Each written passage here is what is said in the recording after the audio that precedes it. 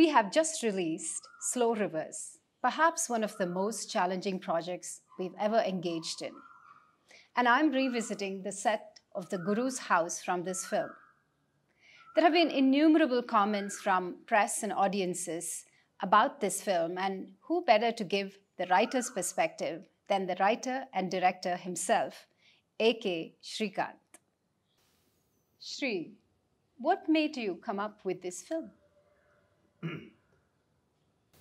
Most films that I have made so far have started with a short story, which then becomes the screenplay, which is the blueprint of the film. This film, however, started with a vision that I had.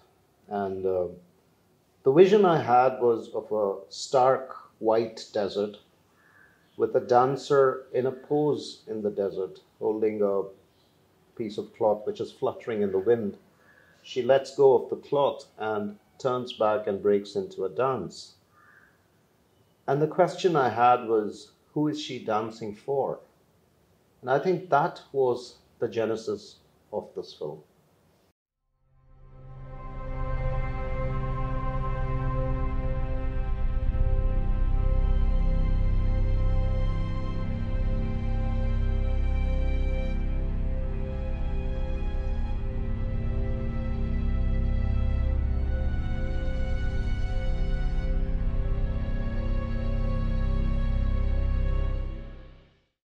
Why did you choose to cast the Guru as a memory rather than show it linearly as it happened in reality?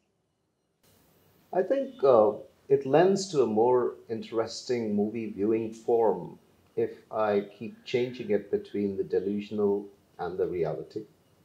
Because after all, it is a question that is playing in her mind. And therefore, it made sense to show the Guru as a memory or a delusional pattern in the principal character Sravaka's mind. And of course, I must confess, I'm heavily influenced by makers of such films, such as David Lynch with his Mulholland Drive, or David Cronenberg, who's made the wonderful Dead Ringers. Obviously, I wanted to pay homage to these filmmakers who have grown up watching. And therefore, I thought it made it more interesting to not show it linearly, but to show it in this fashion. Ashish Vidyarthi has hit the ball out of the park as the Guru in this film. It's an interesting choice. Why Ashish Vidyarthi in a dance film? I first saw Ashish ji perform in his debut film in the 90s. It was a film called Dhruv, which he was pitted against actors of the caliber of Nasiruddin Shah, Om Puri, Amrish Puri in that film, and he walked away with the National Award in that film. It was an astounding performance. And that image has stuck to me through the years. I mean, he's done over 200 odd films since then, and a lot of them are what we would call mainstream commercial films. But given his theatre background, and given the way he performed in his debut, is what stuck to my mind. And I was somehow confident that he could pull off any role. And the Guru's role is something of the nature of which he has never done before. So when I sent the script to him to consider it, I think his answer immediately was yes, he'll do it. So I don't think there was too much confusion on that he would deliver this role and that he would hit the ball out of the park was something I always knew. And that he did. Multiple press articles and reactions from audience members suggest that there are multiple takeaways. What is your takeaway from this film?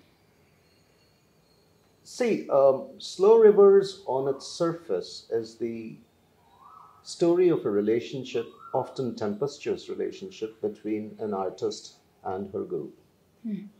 One level below the surface, I think it is the story of the relationship between art and an artist.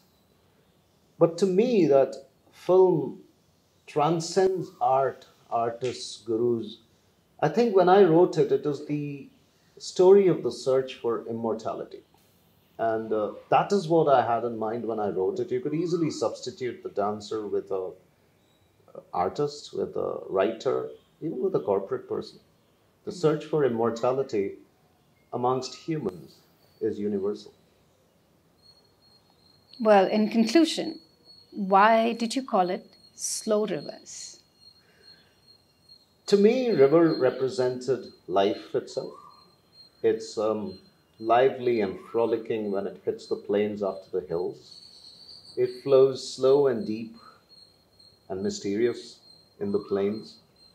It becomes accepting when it joins the sea. So I was likening a river's journey to our life's journey. And the point in life where I'm talking about Sravaka, the main protagonist of this film, is at a point where the waters are very deep, very cold, and running slow, which I think is what I wanted to represent by that title.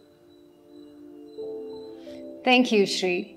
Well, Slow Rivers is streaming right now on YouTube, and take a look at it. And I'm sure that Sri's story is something that will rivet you and engage you unlike anything else you've watched before.